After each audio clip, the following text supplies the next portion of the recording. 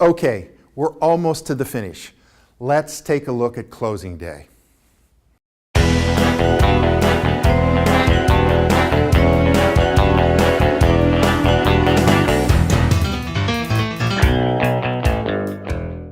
Hi, I'm Don Reedy. We're there. Documents and costs taken care of, loan in place, funding's approved, and then closing and possession.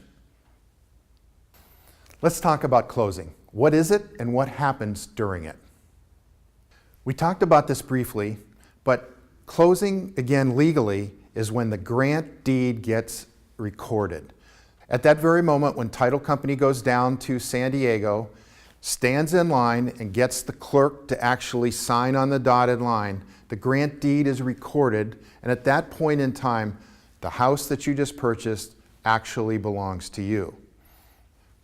Prior to that happening, a couple other things have occurred, of course. First of all, as a buyer, you've sent your money into escrow so that they can verify that the funds are there. When escrow determines that the funds are there and are appropriate, then they notify title and this whole process takes place. Closing then is the final note of this orchestrated transaction that we've gone through in this series. Here's some tips and tricks for a happier closing. First of all, no entry before closing. What I mean by that is, I can't tell you how many times buyers say to me, could I just get in the house 1 or 2 days earlier because my uncle's in town and he's got a truck and I can move this stuff in faster? And the answer to that is no, no, and no. The seller doesn't want you in the house. Up until the moment that escrow closes, that we just talked about, that house belongs to them, and that includes every single liability. What happens, for instance, if you move into the house, even if it's just for a couple of days, and then something goes wrong and your loan doesn't fund?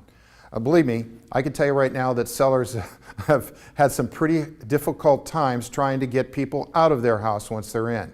If you're a buyer, don't plan on moving in until you've actually closed escrow. Now, if you're a seller, and for some reason it makes sense to you to allow a buyer in, then there is a document, it's called seller in possession after escrow, and you can in fact allow people in there. You can charge them a certain amount of money, and if that seems to work for you, go ahead. But please, please talk to your real estate agent before you do so, because at that point you're entering into a bit of a lease agreement, and that comes with its own set of issues.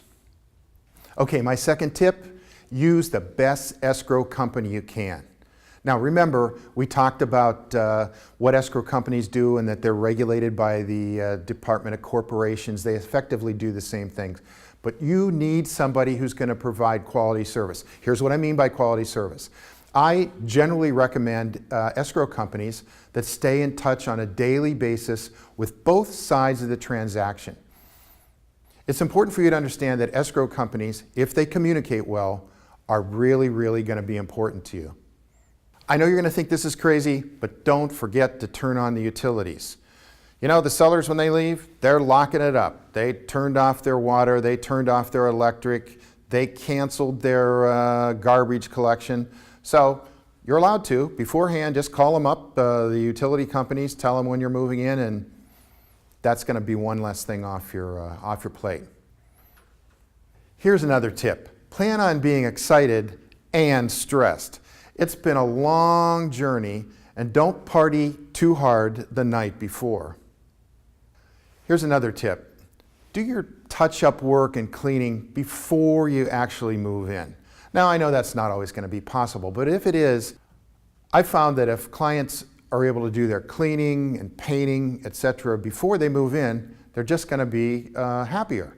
So if possible, it's just a tip, move your stuff into the garage if you have to. Go ahead and do that work. Take a couple of extra days to relieve the stress. Finally, if it's appropriate, thank God for allowing you to take this house and turn it into a home. Thanks for watching. If you like this video or have any questions about real estate, comment below. I'll get back to you and answer all your questions. Like us, subscribe to our channel, come back and see us.